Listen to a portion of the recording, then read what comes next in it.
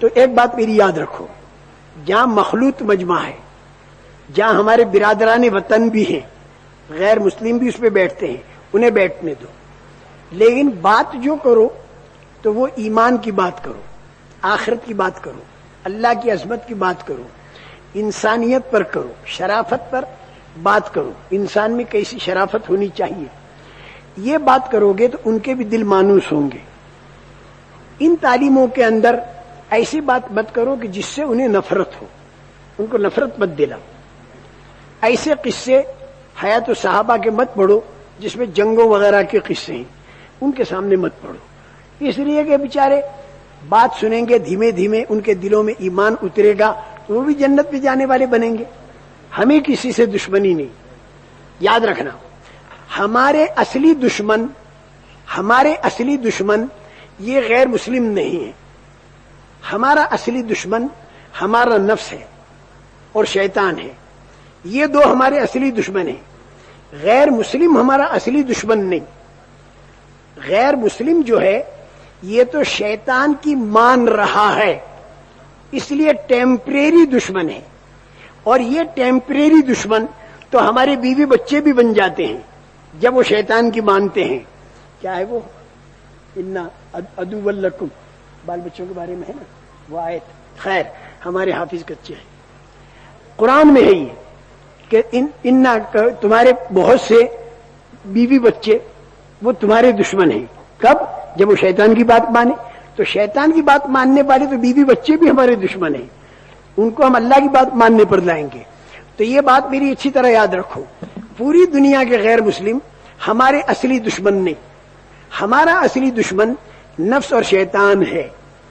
یہ غیر مسلم نفس اور شیطان کی مانتے ہیں، اس لیے ٹیمپریری دشمن ہیں، تو ہم ان کو اللہ کی بات منوانے پر لائیں تو پھر ہم ان کو سینے سے لگائیں گے، سیدھی بات۔ اس لیے ساری دنیا کے انسانوں کو ہمیں اللہ سے جوڑنا، کسی سے ہمیں دشمنی نہیں کرنی، اصلی دشمن اپنا نفس اور اصلی دشمن شیطان۔ یاد رہے گا نا میرے بھائی؟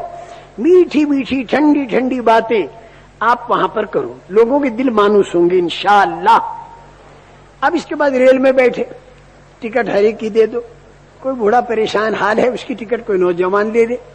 نوجوان اکثر چلبلے ہوتے ہیں، بار بار اسٹیشنوں پر اترتے ہیں، نہ اتریں، ضرورت ہو پوری کر کے پھر آ جائیں پانی وانی لانے کے لیے۔ ریل میں موٹر میں وقت ضائع نہ ہو، ایک ساتھیوں کا اپنا تعارف کر دو، ہر ایک کے مزاج کو سمجھو، مختلف مزاج کے لوگ ہوں گے، ان کے مزاج کے اعتبار سے ان کو کام پر لگانا، جوڑیاں بنا دو، کلمہ یاد ہے ان کا یاد نہیں، جوڑی بنا دو، ان کی سورہ فاتحہ یاد ہے ان کی نہیں، جوڑیاں بنا دو، ایک دوسرے میں لگا دو۔ ریل کے اندر دوسرے پیسنجروں کے ساتھ بھی بات کرو ایمان کی، ریل کے اندر پیسنجروں کے ساتھ اخلاق برتو۔ ایک بیچاری غیر مسلم عورت بچہ لے کر کھڑی ہے، بار بار ریل میں یوں ٹکرا رہی ہے، اپنی جگہ پر بٹھا دو، خود کھڑے ہو جاؤ، یہ اخلاق برتو۔ ارے اللہ کے بندو، کھلانا پلانا بھی سیکھو، ہاں ذرا کھلانا پلانا بھی سیکھو، کھلانے پلانے کی عادت ڈالو، کھلانے پلانے سے کچھ کم نہیں ہوتا، اللہ ہے۔ اتر جاؤ، ٹکٹ دے کر باہر کھڑے ہو جاؤ، سامان بیچ میں رکھو، اس لیے کہ ہر جگہ چور اچکے ہوتے ہیں، بیچ میں سامان رکھو، پھر ذمہ دار جس سے کہے بات کرنے کی وہ بات کرے، یا ذمہ دار خود بات کرے۔ بستی میں کیسے داخل ہونا، نظریں نیچی کر کے داخل ہونا، یہ ساری بات بتائے، پھر اللہ سے دعا مانگو خوب گڑ گڑا کر، پھر بستی میں داخل ہو۔ بستی میں داخل ہونے کا طریقہ جو ہے، ایک تو نظروں کو نیچا کرنا، اسے یاد رکھنا، نوجوان ہو یا بوڑھا نظر کو نیچا کرو۔ دوسری، غیر محرم لڑکیوں کا دیکھنا، فوٹوؤں کا دیکھنا، لڑکوں کا دیکھنا، اس سے حفاظت کرنی چاہیے۔ رسول پاک صلی اللہ علیہ وسلم فرماتے ہیں کہ نظر جو ہے یہ شیطان کا زہریلا تیر ہے، زنا شروع ہوتا ہے نظر سے اور زنا ختم ہوتا ہے شرمگاہ سے، اس نے شروع سے نظر کی حفاظت ہمیں کر دی، نظریں نیچی، لیکن اتنی نظریں نیچی رکھو کہ کہ موٹر دکھائی دے، کھمبا دکھائی دے، تاکہ اسے ٹکرا نہ جائے. عورتوں کو اور لڑکوں کو اور تصویروں کو مت دیکھو. پیدل جماعت اگر چل رہی ہے تو راستے میں جوڑیاں بنا دو، ایک دوسرے سے سیکھنا سکھانا، نمبروں کے مذاکرے، دعائیں سیکھنا، مسنون دعائیں سیکھنا، اس میں وقت گزرے. بستی جب آئے تو باہر، بستی کے باہر استنجا وضو سے فارغ ہو جاؤ، اور بستی کے اندر بھی اسی طرح داخل ہو جیسے میں نے بتایا. کسی کی بہو بیٹی کو ہمیں نہیں تکنا. ہم کسی کی بہو بیٹی کو تکیں گے تو ہم یہ سوچیں کہ ہماری بھی تو آخر بہو بیٹیاں ہیں، ہماری بھی آخر بیوی ہے. ہماری بیوی کو کوئی دیکھے ہمیں کتنا برا معلوم ہوگا، ہم دوسرے کی بیوی کو کیوں دیکھیں؟ تو بات اللہ بچائے، بالکل بچنا چاہیے. اللہ بچائے بھائی، بہت ہی گندی چیز ہے. اللہ ہمارے اندر عفت کو پیدا کرے، شرافت کو پیدا کرے. مسجد میں داخل ہو، سنت طریقے پر داخل ہو. پہلے الٹے پیر کا جوتا نکالے، پیر کو جوتے پر رکھ دیں، پھر سیدھے پیر کا جوتا نکال کر پھر پیر کو مسجد میں داخل کریں. مسجد میں داخل ہو، وضو وغیرہ سے فارغ ہو کر 2 رکعت تحیت المسجد پڑھ لیں مسجد کے داخلے کی. اور سامان کہاں رکھیں؟ مسجد کے قریب کے کمرے میں رکھیں، مسجد میں نہ رکھیں. لیکن اگر قریب میں کمرہ نہیں تو بدرجہ مجبوری مسجد میں سامان ایسی ترتیب سے رکھیں کہ نمازیوں کو تکلیف نہ ہو. مسجد کے انتظامی کاموں میں کبھی ہاتھ نہ ڈالیں. بتیوں کے جلانا، پنکھوں کو چلانا، امامت کر دینا، اذان دے دینا، یہ چیزیں ہم نہ لیں. جو اس کا مقرر ہے وہی کریں. ہاں خدمت کے کوئی کام ہو تو کریں.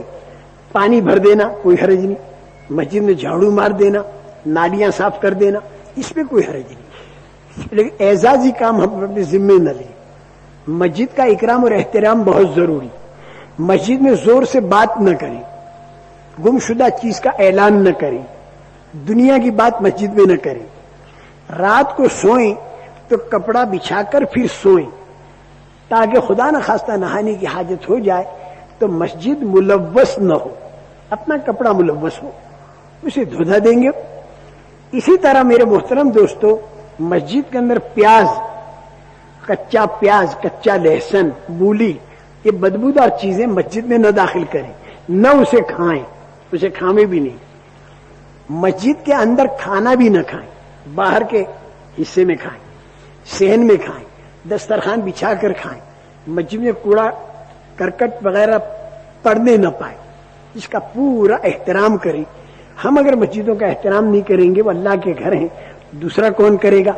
مسجد کے امام سے لڑائی نہ کریں، امام سے دوستی کریں، مؤذن سے دوستی کریں. کھانے پر انہیں بلا لیں اگر گنجائش ہو، ان سے محبت کا معاملہ کریں. اسی طرح 2 رکعت نماز پڑھ کے فوراً مشورے کے لیے بیٹھ جائیں.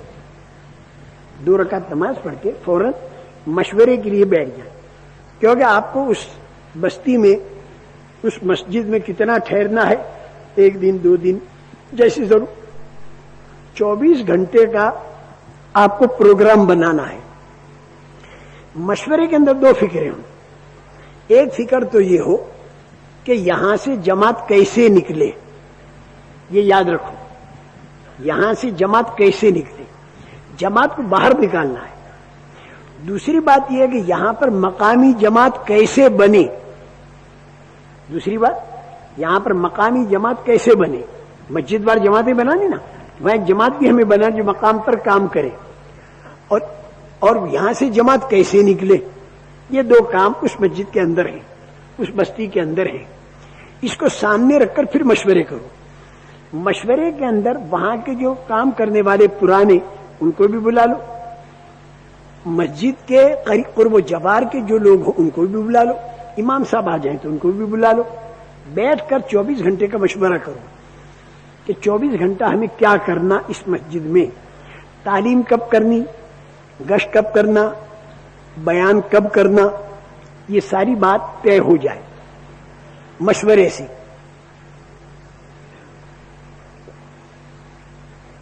اچھا ایک بات اور سمجھو، کام تقسیم کرو اپنے ساتھیوں پر. جو ذمہ دار ہیں جماعتوں کے, بہت بڑا ان کو ثواب ملے گا اگر سارے ساتھیوں سے کام لیتے رہے. ہر ساتھی گشت کرنے والا بنے, تعلیم کرنے والا بنے, خطاب کرنے والا بنے, ہر ساتھی کھانا پکانے والا بنے, خدمت گزاری والا بنے. ہر ساتھی سے ہر کام لیا کرو تاکہ یہ ساتھی دائی بن کر واپس لوٹے. پھر یہ جو پرانوں کی کمی آتی ہے ہر جماعت میں, یہ نہیں آئے گی. ایک ایک جماعت میں 5-5 پرانے آپ کو ملیں گے انشاءاللہ, اتنی برکت ہوگی. لیکن یہ ترکیب جو میں بتا رہا ہوں, یہ ترکیب نہ بھولنا. آج جس کے ذمے تعلیم کا حلقہ کرنا آیا, کل اس کے ذمے بیان رکھو. مثلا اس کے بعد والے دن میں اس کے ذمے گشت کے اندر بات کرنا رکھو. بڑا مجاہدہ, بڑے میں بڑا جو مجاہدہ پڑتا ہے, عمومی گشت کے اندر بات کرنا, بدل بدل کر کام لیتے رہو. پھر ان کی صلاحیتیں تمہارے سامنے کھلیں گی. یہ نہیں کہ ذمہ دار آدمی سارا کام خود کرے, یہ نہیں, ان سے بھی کام لے. لیکن ان سے کام لینے کا مطلب یہ نہیں کہ ان سے تو کام لینا اور خود گدڑی اڑ کر سو گیا, یہ بھی نہیں. خود بھی چوکنا رہے, ان سے بھی کام لیتا رہے, ان کے کام کو دیکھتا رہے, انہیں بتاتا رہے. ذمہ دار کے علاوہ بعض مرتبہ جماعت کے اندر ذمہ دار سے بھی زیادہ جانکار آدمی ہوتے ہیں. وہ حکمت کے ساتھ ذمہ دار کو تنہائی میں مشورہ بھی دیتا رہے. ذمہ دار کو کہ بھائی میرے ذہن میں یوں کریں تو زیادہ اچھا ہوگا. سب کے سامنے نہیں, سب کے سامنے اس کی توہین نہیں کرنی ہمیں. تنہائی میں بیٹھ کر کہو گے تو مان لے گا. ذمہ دار آدمی کے اندر ڈکٹیٹریت نہ آ جائے, یہ یاد رکھنا. ڈکٹیٹریت نہ آ جائے. ذمہ دار وہ بہت اچھا ہوتا ہے جسے ذمہ دار بننے کا شوق نہ ہو. مشورے سے اسے ذمہ دار بنایا تو مدد اللہ کی اس کے ساتھ ہے. اور اگر اندر ہی سے شوق ہے اسے ذمہ دار بننے کا, امیر بننے کا, تو اس کے ساتھ خدا کی مدد نہیں ہوتی. اندر سے آدمی میں شوق نہ ہو. حضرت عمر نے بھی انکار کر دیا پوری امت کا ذمہ دار بننے سے. حضرت ابو بکر نے بھی 3 دن تک کھڑے ہو کر اعلان کیا کہ بھئی دوسرے کو ذمہ دار بناؤ. کوئی خلیفہ خوشی سے خلیفہ نہیں بنا, زبردستی ہی بنایا گیا. ذمہ دار بننے کا شوق نہ ہو. اس لیے جو ذمہ دار ہے ہاتھ بندھا ہوا قیامت میں آئے گا. ٹھیک کیا ہے تو سب کے برابر ثواب لے کر جنت میں جائے گا, غلطی کی ہے تو وہیں سے گرے گا جہنم میں. تو لوگ امیر بننے کو تیار نہیں تھے حضور کے زمانے میں, صحابہ کے زمانے میں. ہر ایک آدمی امیر بننے سے اپنے آپ کو بچاتا تھا. یہ کیفیت ہم لوگوں کے اندر پیدا ہو. شوق امیر بننے کا نہ ہو, ذمہ دار بننے کا نہ ہو.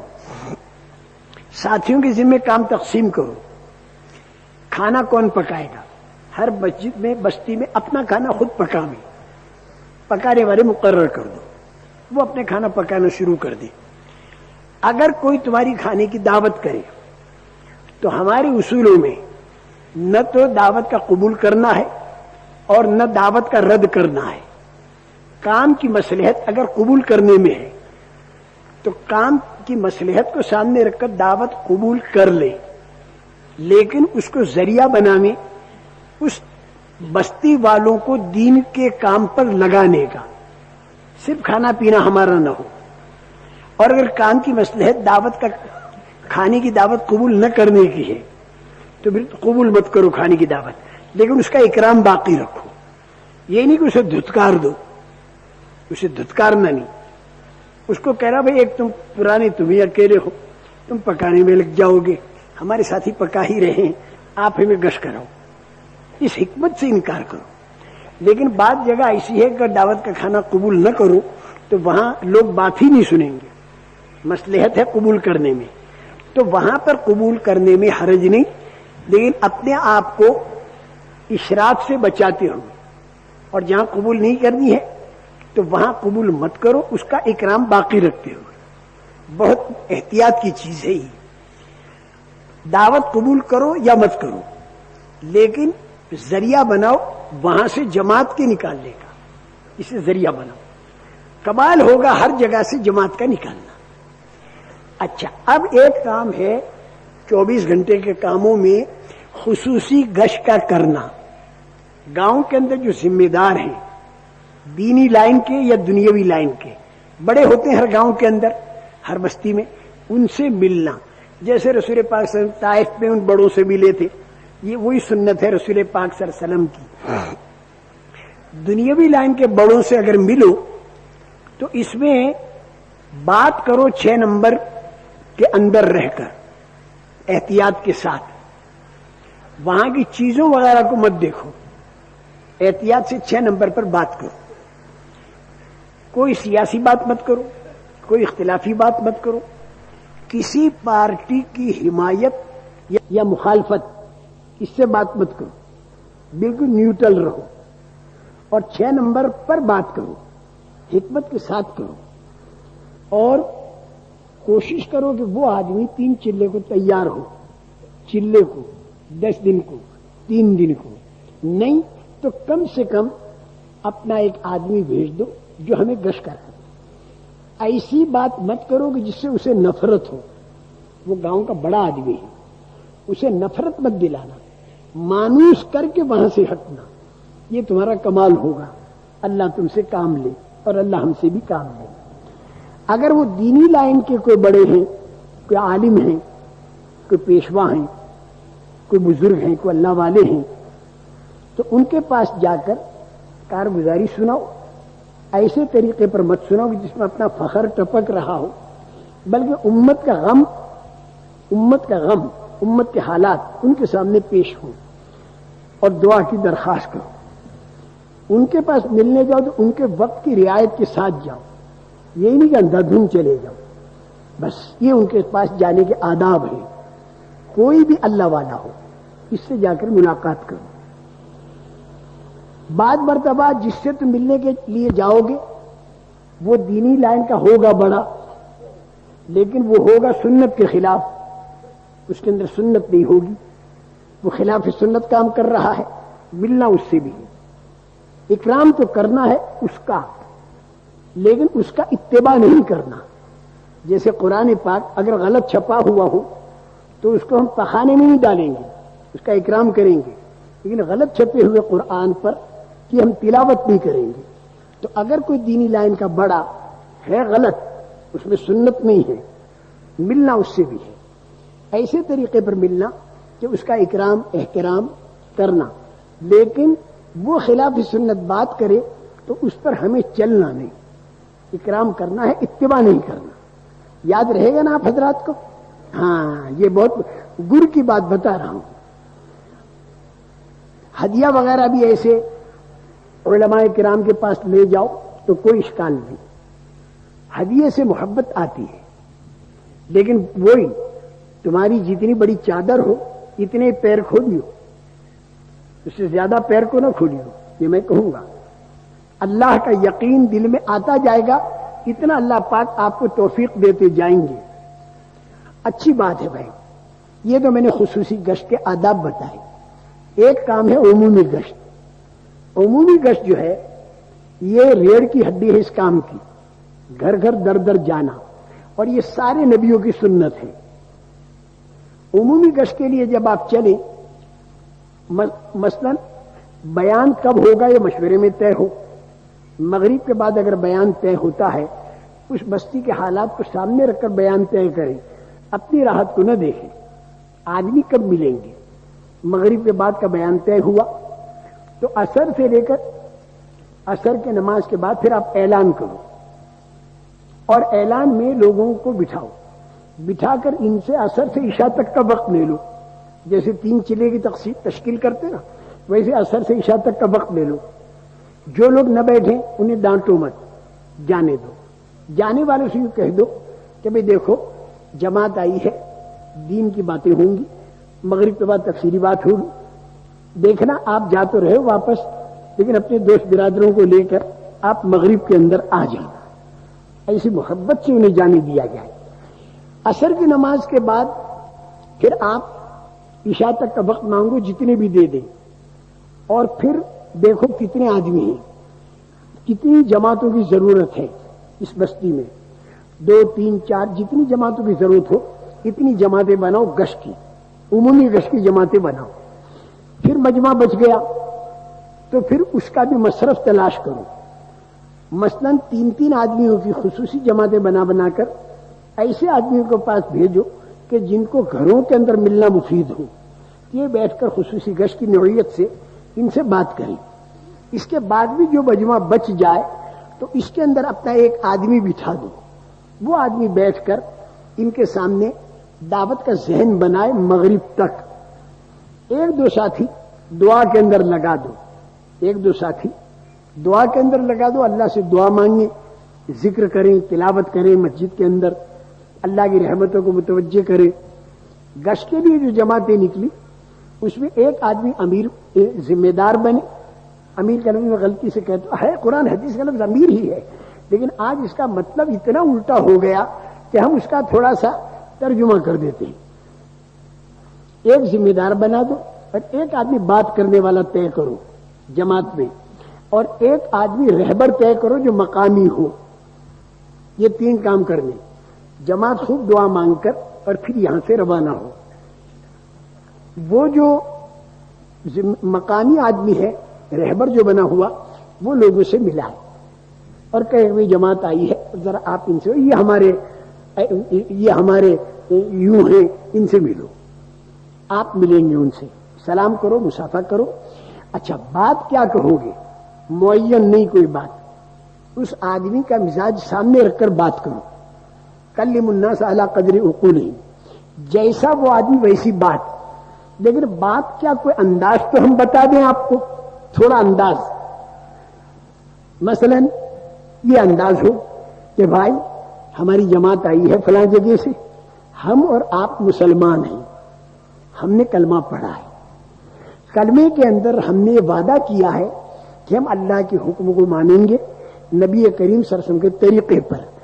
تو اللہ پاک نے ہم سے یہ وعدہ کیا کہ وہ دنیا میں بھی ہمیں کامیاب کریں گے، آخرت میں بھی ہمیں کامیاب کریں گے.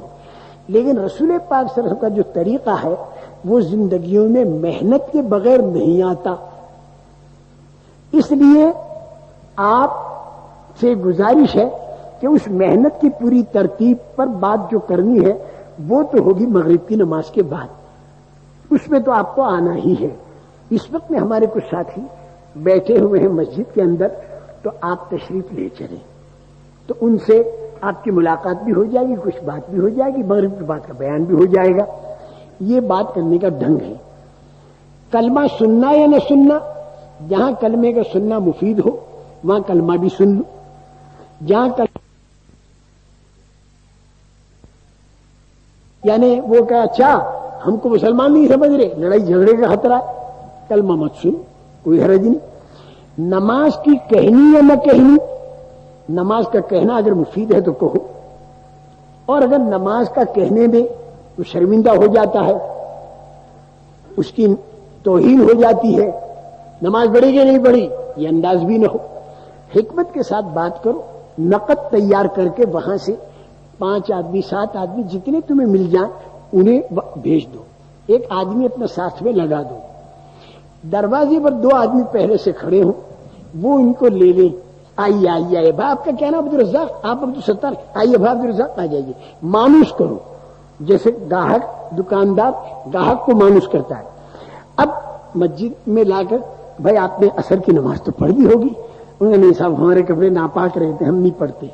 اچھا تو چلو ہم لوٹے بھر دیتے ہیں. 2 لوٹے بھر کے غسل خانوں میں رکھ دیے، اندر داخل کر دیا، اپنا کپڑا پاک کر دو، پاک کروا دیا، آ کے نماز پڑھوا لی، وہ وضو کروا لیا، نماز پڑھوا لی. نماز یہ پڑھ چکے تو اس کے بعد پھر ان کو اس حلقے کے اندر بٹھا دو. اس طریقے سے وہاں سے وہ آدمی بھیجتے رہے اور آپ ان کو حلقے میں بٹھاتے رہو، نماز پڑھوا کر. مغرب کی اذان سے کچھ دیر پہلے وہ گشت جو ہے وہ چھوڑ دیں جتنے بھی آ گئے، اور یہ تعلیم کا حلقہ بھی چھوڑ دیا جائے. لیکن ان میں کے آدمی اگر واپس جا رہے ہیں دکان پر، ان کو ذرا خوشامد کریں. او بھائی عبدالرزاق، مغرب کے بعد تفسیری بھائی عبدالستار کہاں جا رہے؟ یعنی ایسی اس سے محبت سے بات کرو کہ اس کا دل جیت لو. آپ کو اس سے کچھ لینا تو نہیں ہے، اللہ کے لیے آپ کر رہے ہیں. سارے کے سارے مغرب کی نماز ہو جائے تو پھر اعلان کرو، ہے نا. اعلان کے لیے بھی کوئی لفظ مقرر نہیں. بعض مرتبہ لمبے اعلان سے چڑ ہوتی ہے تو مختصر کرو. نہیں چڑ ہو تو لمبا کرو. اعلان میں بھی ہمارے دعوت ہو, بھائی دیکھو ہماری جماعت آئی ہے فلاں جگہ سے اور ہم آپ مسلمان ہیں اور اللہ تعالیٰ نے ہم سے وعدہ کیا ہے حضور اکرم صلی اللہ علیہ وسلم کے طریقے پر چلنے سے وہ ہم کو دنیا آخرت میں کامیاب کرے گا. لیکن حضور اکرم صلی اللہ علیہ وسلم کا طریقہ جو ہے وہ بغیر محنت کی زندگی میں آتا نہیں. اس محنت کے سلسلے میں ایک جماعت آئی ہے, سنتوں کے بعد ٹھہر جانا, تفصیل سے بات ہوگی.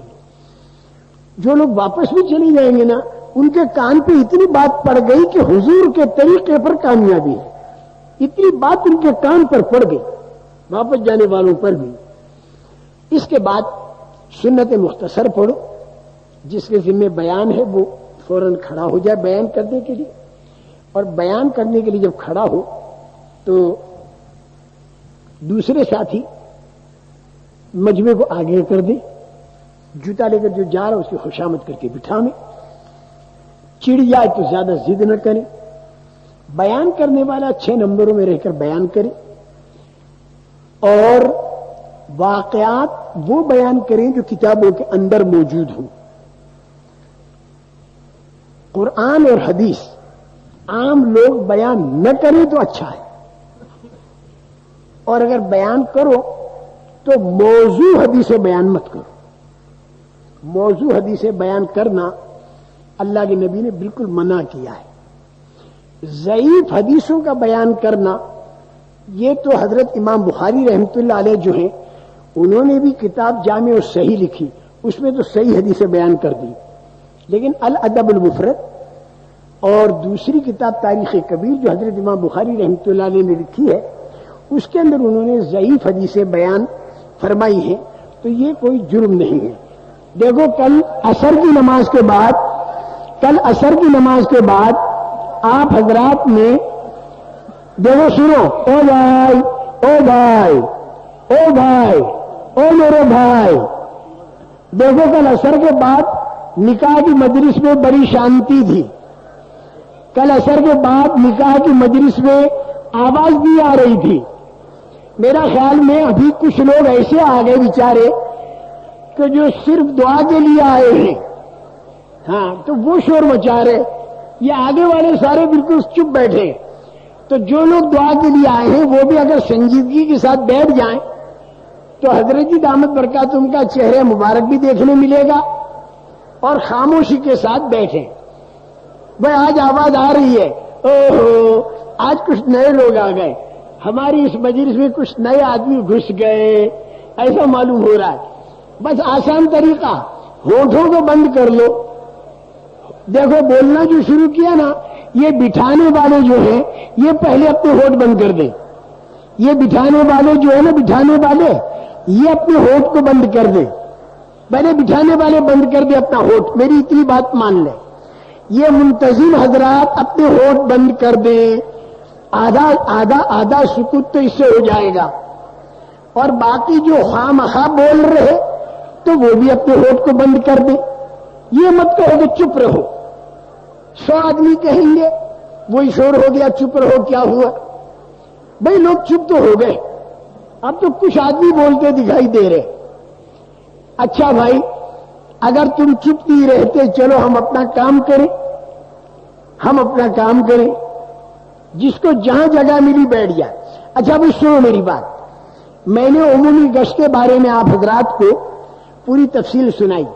اب بیان کے اندر موضوع حدیثیں بالکل بیان نہ فرمائیں, قرآن حدیث عام لوگ بیان نہ فرمائیں تو اچھا, اس لیے کہ الفاظ میں غلطی کا خطرہ ہے اور نہ معلوم.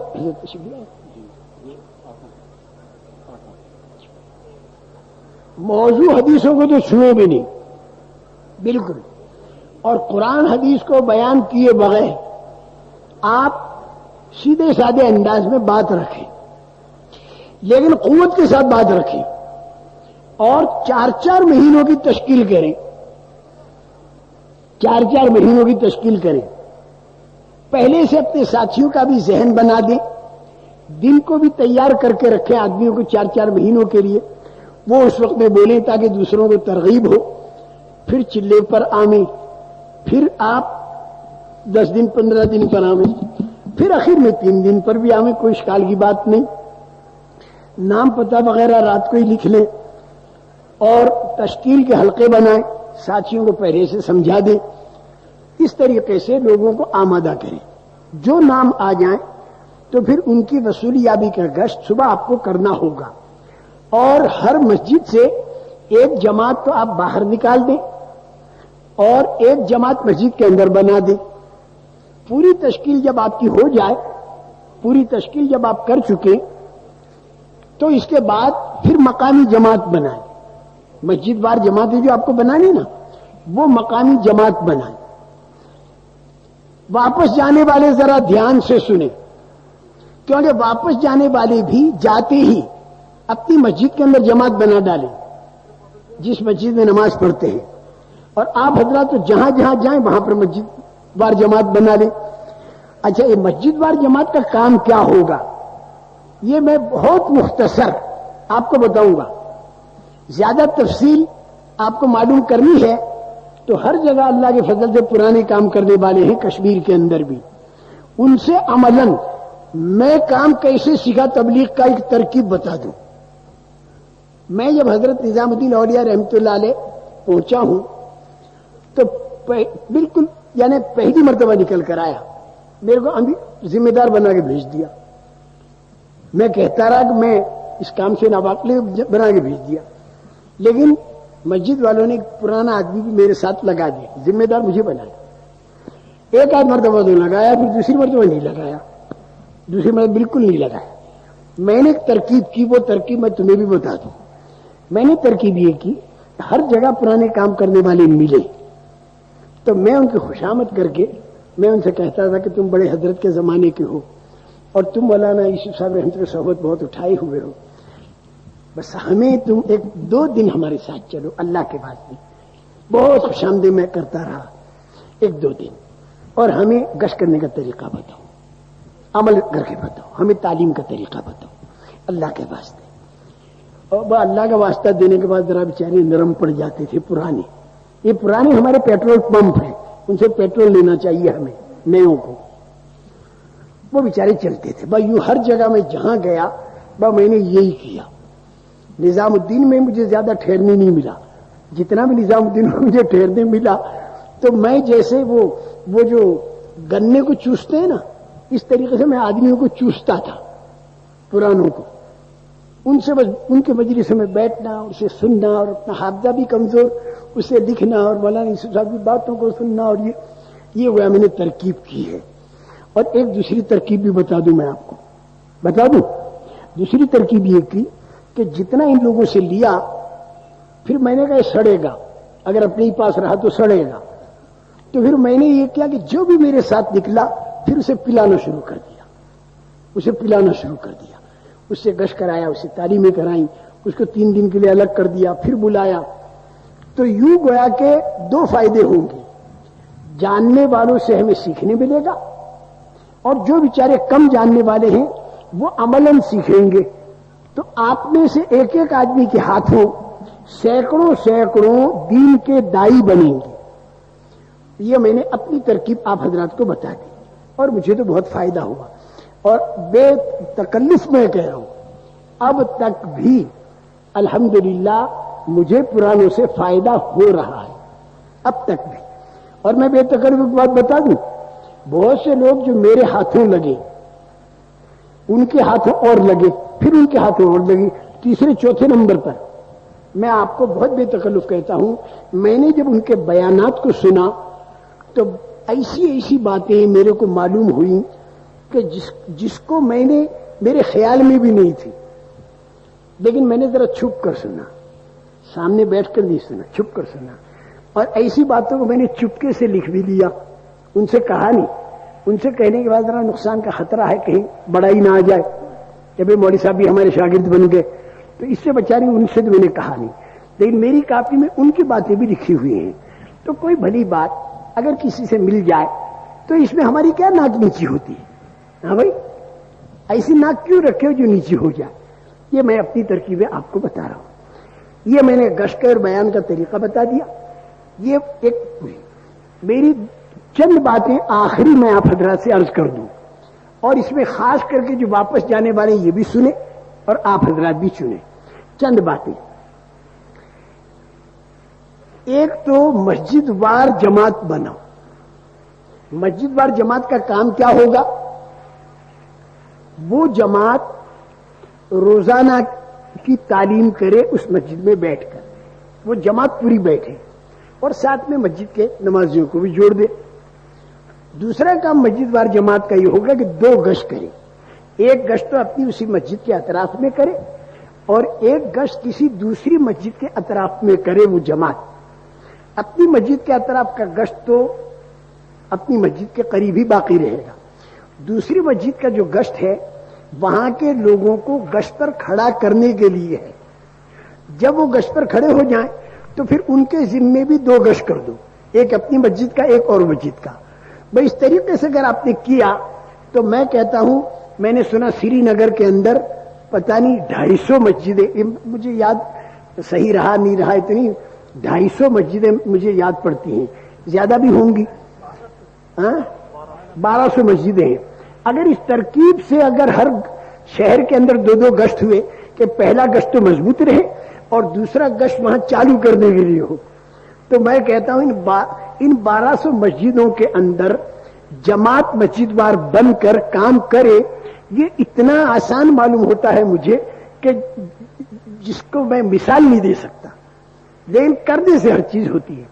ہمارے حضرت جی دامت برکاتہم کی ایک بات اتنی طبیعت پر لگی ہے میرے, میں حضرت کا روزانہ بیان سنتا ہوں الحمدللہ, اور روزانہ مجھے واقعی فائدہ ہوتا ہے, اتنا فائدہ ہوتا ہے. اور بھی فجر کے بیان میں اسی کو پھیلاتا ہوں, مجھے کو فائدہ ہو جاتا ہے. ایک طرف تاجر جو ہے بڑے تاجر سے لینا اور گاہکوں کو دینا, یہ ہمارا کام ہے. حضرت نے ایک بات یہ فرمائی کہ کرنے والی ذات تو صرف اللہ کی ہے. پکی بات, کرنے والی ذات صرف اللہ کی ہے, لیکن اللہ میاں کرتے کیا ہے؟ جیسا انسان کی محنت ہو, انسان کی محنت کے مطابق اللہ کرتے ہیں. اگر انسان کی محنت بے ایمانی پر ہے تو پھر اللہ اسے بے ایمان بنا دیتے ہیں. انسان کی محنت اگر ایمانداری پر ہے اللہ اسے ایماندار بناتے ہیں. اور باقی لائن میں بھی یہی ہے, انسان کی محنت اگر آم پر ہے اللہ آم دے دیتے, املی نہیں دیتے. اور انسان کی محنت اگر املی پر ہے تو اللہ املی دے. کرتے تو اللہ ہی ہے, لیکن ان کے کرنے کا ضابطہ انسان کی روش, انسان کی چلن اور انسان کا عمل اور انسان کی محنت,